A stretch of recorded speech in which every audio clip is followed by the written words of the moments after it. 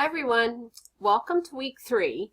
This week, last week in week 2 you talked about kinetic and potential energy, and then you also did a lab, one of 2 labs. There was one that was a lab where you could actually do the lab and collect some data, and the other one was a virtual lab online. So this week, I'll go through the week. There were a couple of questions last week about the vocabulary.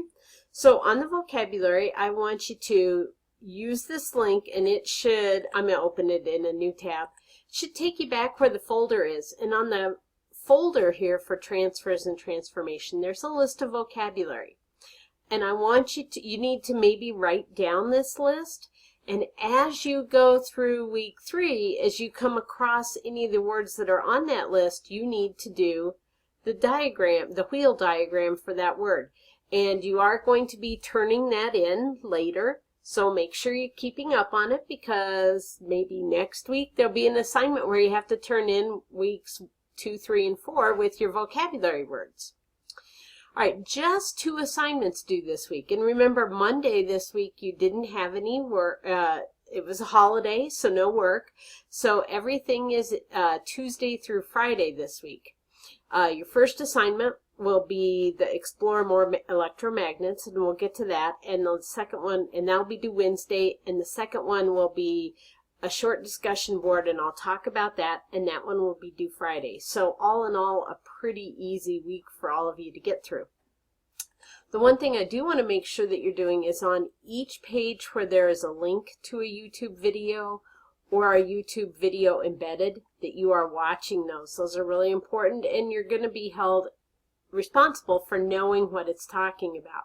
So this first one is about introduction to magnets.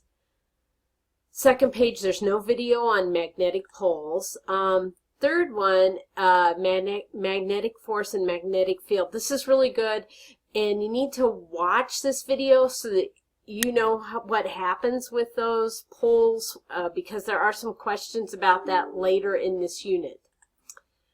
Then there's a short summary on magnets, and then you get to where there's a PhET lab, one of the virtual labs. So you're going to go to this link to do the lab. You need to open this link to open up the questions and copy this into you're going to do File, make a copy, then File, Organize, and move it to your Science folder, because remember, if you have shared your Science folder with me to edit, then you don't have to share each individual document. So, good thing to know.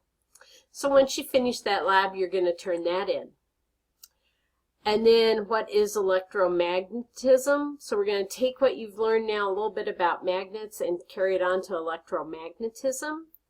There's another good video here that you need to watch about current and electromagnetism, so you need to watch that. And another video on this page about what is an electromagnet. And then you'll get to the one more, devices with electromagnets. So they'll go over some of the devices that are out there that you use that have electromagnets in them, because you use them daily probably. And then there's a discussion board. So before you post on the discussion board, you need to go to this site and read. It's not a very long reading, but I want you to read about the electric motor. There's an animation there.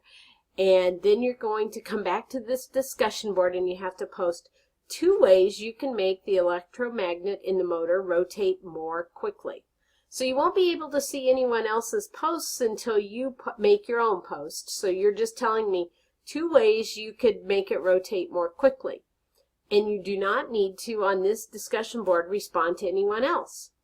And that will do it for the week. So let me know if you have questions. If you are on campus, there is no Monday the 18th on campus. I will see you on Monday the 25th on campus, and you will need to have notes for this reading.